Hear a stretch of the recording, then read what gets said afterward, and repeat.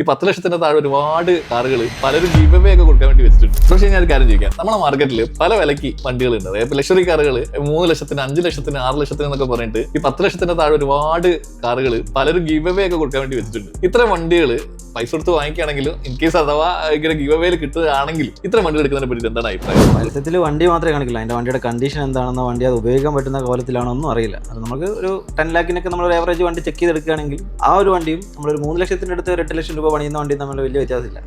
3 ലക്ഷത്തിന് വാങ്ങിച്ചിട്ട് 8 ലക്ഷത്തിന് പണി എടുക്കുക. വണ്ടി ബോഡി മാത്രമേ ഉണ്ടാവുള്ളൂ, ബാക്കി അതിന്റെ കണ്ടീഷൻസ് ഒന്നും നോക്കി ചിലപ്പോൾ കംപ്ലൈന്റ് ആയിട്ട് അങ്ങനത്തെ എക്സ്പീരിയൻസ് ഉണ്ടോ? ഒരുപാട് വണ്ടികൾ വരുന്നു ചെറിയ പൈസ എടുത്ത് വന്നിട്ട് അവസാനം നമ്മൾ വണ്ടി എടുക്കുമ്പോൾ നമ്മളൊരു ബഡ്ജറ്റ് കാണും. നമ്മളിപ്പോൾ 5 ലാഖ് വണ്ടി എടുക്കുകയാണെങ്കിൽ ചിലപ്പോൾ വണ്ടി അറിയില്ല, സസ്പെൻഷനും കാര്യങ്ങളൊക്കെ വർക്ക് ഉണ്ടെങ്കിൽ നമ്മൾ ചെറിയ കാര്യങ്ങൾ അപ്പം എടുത്ത് പോയില്ലെങ്കിൽ ചിലപ്പോൾ വലിയ ഇതിലേക്ക് കിടക്കും. ചിലപ്പോൾ ഷോക്ക് കറക്റ്റ് മാറിയില്ലെങ്കിൽ അത് ആക്സിൽ സ്റ്റിയറിംഗ് ബോക്സ് ഇങ്ങനെയുള്ള ഓരോ പാർട്ടിനും അത് അഡീഷണൽ ഇമ്പാക്ട് വന്നുകൊണ്ടിരിക്കും. കറക്റ്റ് നമ്മളൊരു വണ്ടി എടുത്ത് ഒന്നെങ്കിൽ നമ്മൾ ചെക്ക് ചെയ്തിട്ട് ഓക്കെയാണ് നമുക്കത് ഇത്രയും വർക്ക് ഉണ്ടെന്ന് നമുക്കതൊരു ബാർഗെയിൻ ചെയ്യോ അല്ലെങ്കിൽ നമ്മളൊരു പാർട്ടിയായിട്ട് സംസാരിച്ചിട്ട് ഒരു ഇതിലെടുക്കുന്നതും വ്യത്യാസമുണ്ട്.